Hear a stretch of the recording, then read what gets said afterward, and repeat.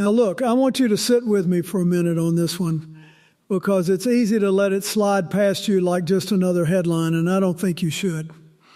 It's the morning of May 13th, 2025, Riyadh, and an American president is coming down the steps of Air Force One into a welcome most kings never see.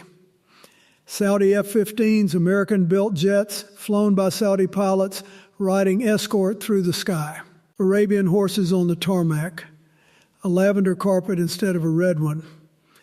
And the crown prince himself, Mohammed bin Salman, waiting at the bottom of the stairs to greet him personally.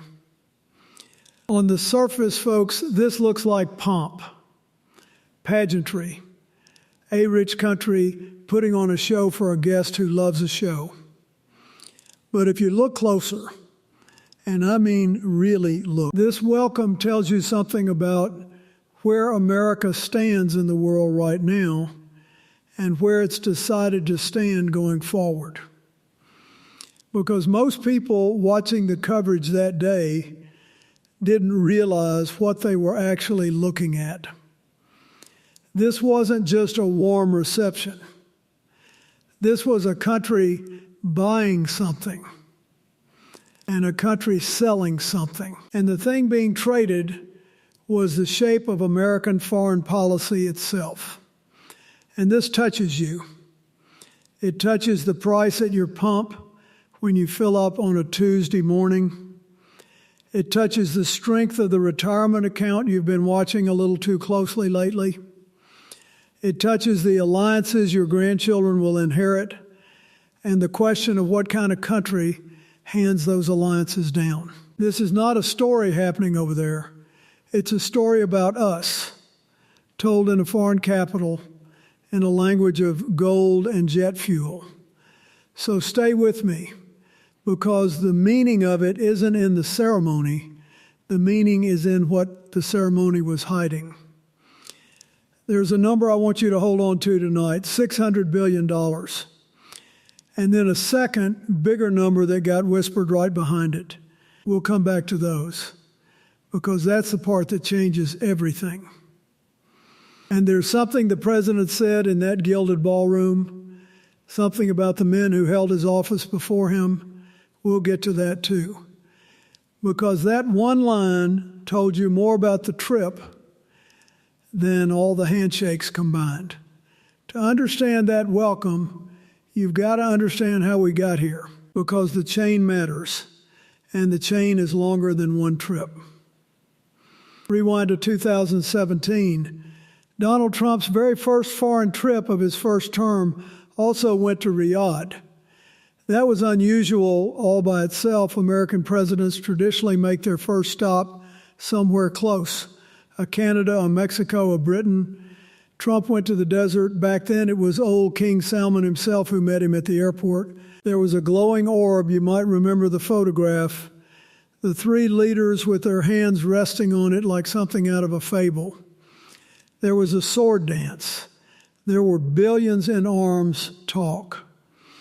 That was the opening chapter, and it told you early where this president's compass pointed, toward the countries that could write the biggest checks and stage the grandest shows. Then came the hard years. In 2018, a Washington Post columnist named Jamal Khashoggi walked into a Saudi consulate in Istanbul to pick up some paperwork so he could get married. He never walked out. He was killed, a gruesome planned killing, and the United States' own intelligence community later assessed that the operation was approved at the very top by the Crown Prince himself. For a moment, it felt like a line had been drawn. For a moment, it felt like the money might not be enough to buy that back. But watch what happened. Joe Biden ran for president, promising to treat Saudi Arabia like a pariah, his word. And yet, once he was in office, once he was staring at gas prices and inflation and a war in Ukraine squeezing the world's oil, Biden went to Riyadh too. There's a photograph of that trip that his own aides probably wish had never been taken. A fist bump with the very man he'd promised to isolate. I'm not telling you that to score a point against one party. I'm telling you because it's the truest thing in this whole story. Every president of every party seems to arrive at the same door in the desert, and every one of them, sooner or later, decides to knock. Every decision echoes for years. And what we watched in May of 2025 was the echo of a choice this country made a long time ago. The choice that oil, money, and stability in that region would in the end outweigh almost everything else. By 2025, the pariah talk was gone. The rupture was over, the door was wide open, and the crown prince was standing in it, holding a carpet the color of lavender. Now let me be precise, because the details matter more than anybody's spin. That welcome wasn't only ceremony. It came wrapped around business. The White House announced that Saudi Arabia had committed to invest $600 billion into the United States. Inside that figure sat a defense partnership valued at nearly $142 billion, one of the largest of its kind. And Trump, standing right there, said out loud that $600 billion wasn't enough. He wanted a full trillion, $1 trillion, a figure that's roughly the size of Saudi Arabia's entire economy for a year. There was a Saudi-U.S. investment forum, and the guest list read like a map of American money. The chief executive of BlackRock, Larry Fink. The chief executive of Citigroup, Jane Fraser. Blackstone, Palantir, and Elon Musk riding along as an advisor, later seen climbing into a golf cart beside the president at a state dinner in the old city of Riyadh. NVIDIA and AMD announced they'd supply advanced chips to a new Saudi artificial intelligence company in a $10 billion project. A Saudi firm called DataVault pledged $20 billion into American data centers. Deal after deal signed in a room dripping with gold. And it went beyond commerce. On that trip, Trump announced he would lift American sanctions on Syria. And he sat down with Syria's new leader, Ahmed al-Shara. He pressed the Saudis publicly to join the Abraham Accords and normalize relations with Israel. And according to reporters in the room, that ask was met with silence. Notice, too, who wasn't on the itinerary, Israel. He skipped it. And just before he left, he announced America was pausing its air campaign against the Houthis in Yemen. One more number, because it matters to the arithmetic of that kingdom and to yours. Saudi Arabia needs oil somewhere around $96 to $98 a barrel just to balance its own budget. And that week, Brent crude, the global benchmark, was closing down around $65. Sit with that for a second. The country writing the biggest checks in that ballroom was itself under real financial pressure, running a budget that only works when oil is expensive. Now think about what that means for the man at your local station in Ohio or the retiree in Florida heating her home. When Riyadh needs high oil prices to pay its bills and Washington wants low oil prices to protect your wallet, those two interests are quietly at war, even while everybody's smiling for the cameras.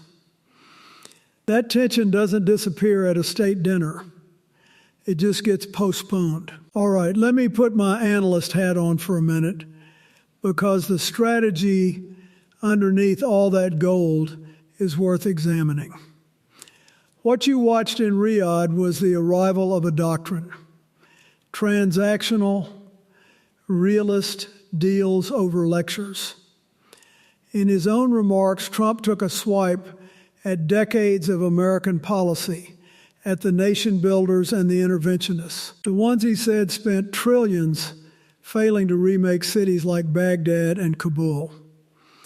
He said, in effect, that America was done looking into the souls of foreign leaders and passing judgment. That's a genuine break from how both parties talked about that region for a generation. So who benefits from a doctrine like that? Ask yourself that honestly, because the answer is the whole game. The Gulf states benefit. They get an American partner who won't stand at a podium and lecture them about human rights, who treats the killing of a journalist as an unfortunate line item rather than a rupture. American defense contractors benefit. $142 billion in weapons has to be built by somebody. Wall Street benefits, and you saw that in the guest list, all those chief executives flying halfway around the world to be in the room where the money moves. And here's the uncomfortable thread you can't ignore, no matter which way you vote.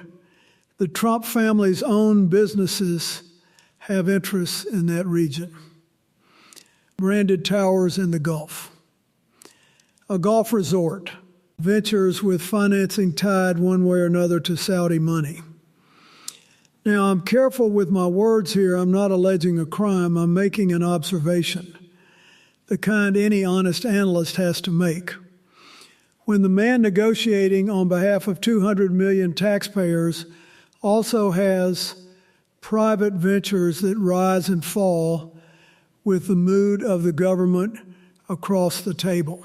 A fair-minded person is allowed to ask a simple question: where does the country's interest end and the family's begin? You don't have to answer it tonight. You just have to keep asking it. And think about the leverage this creates in the other direction, too. A country that holds a piece of your president's business empire holds a quiet kind of power over him. That's not partisanship. That's just how leverage works. The same way it works at a kitchen table when you owe somebody money and they know it. And the story didn't stop in May. That November, the Crown Prince came to Washington, red carpet, marching bands, a military flyover on the South Lawn. Trump stood up at a black-tie dinner and named Saudi Arabia a major non-NATO ally, a status that greases the path to America's most advanced weapons. The relationship that Khashoggi's death was supposed to freeze had not just thawed, it had become one of the warmest America has. Now, I want to be fair here, because this is not about one party, and if I let you believe it is, I'd be doing you a disservice. The pull of Saudi money did not begin with Donald Trump, and it won't end with him. I told you about Biden's fist bump.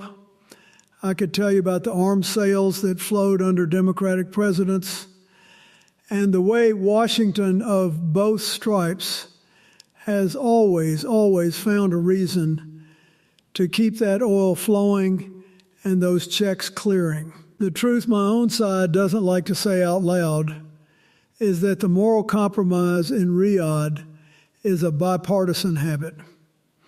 It is an American habit. Trump did it louder and with more gold leaf and without the apologetic footnotes. But the road to that lavender carpet was paved by both parties over 50 years. If you only blame one man, you'll miss the machine. So let me be honest with you about where this goes, because I see three roads out of Riyadh.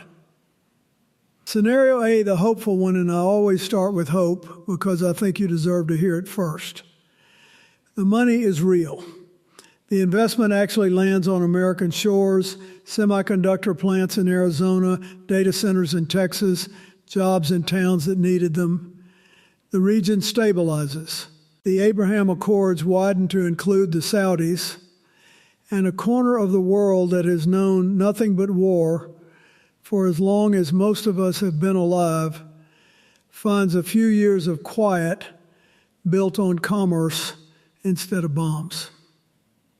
It sounds naive when you say it out loud, I know.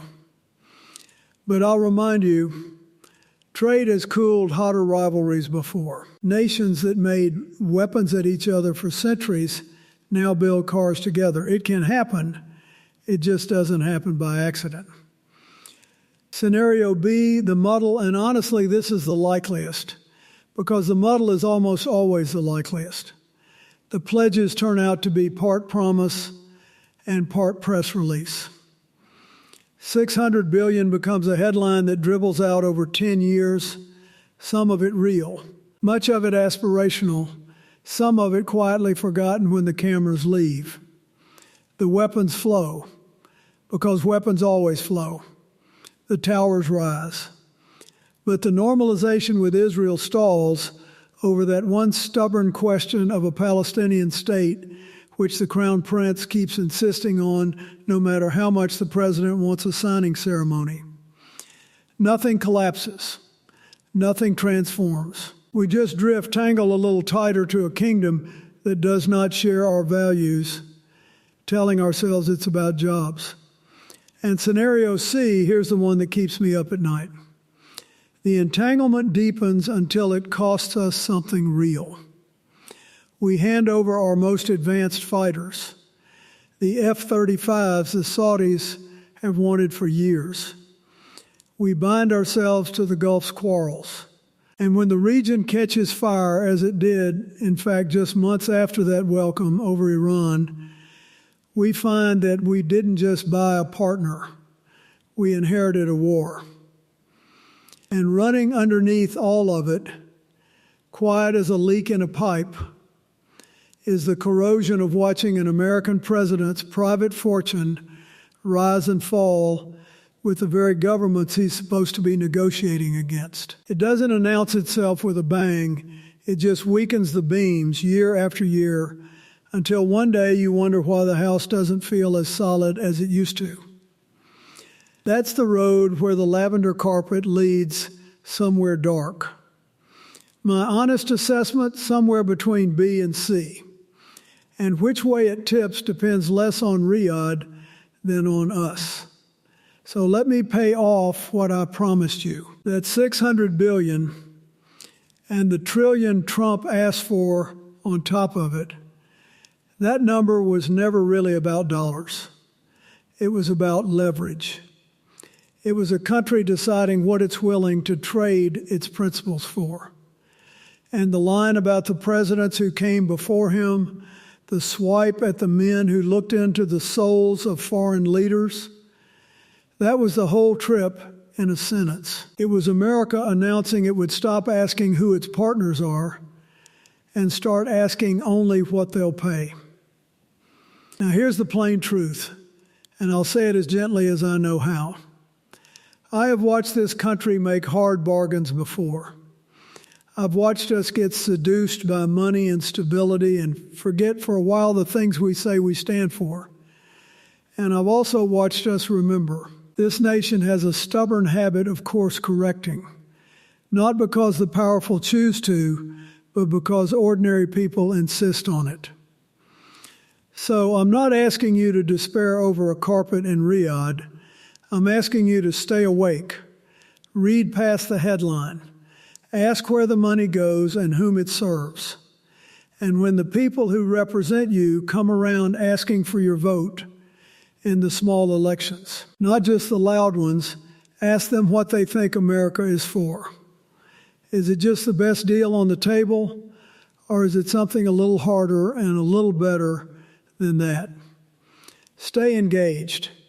Don't just watch, show up, talk to the neighbor who sees it differently, because that conversation is worth more than 1,000 of these videos. That's what I'm asking you to think about tonight. God bless, and take care of each other.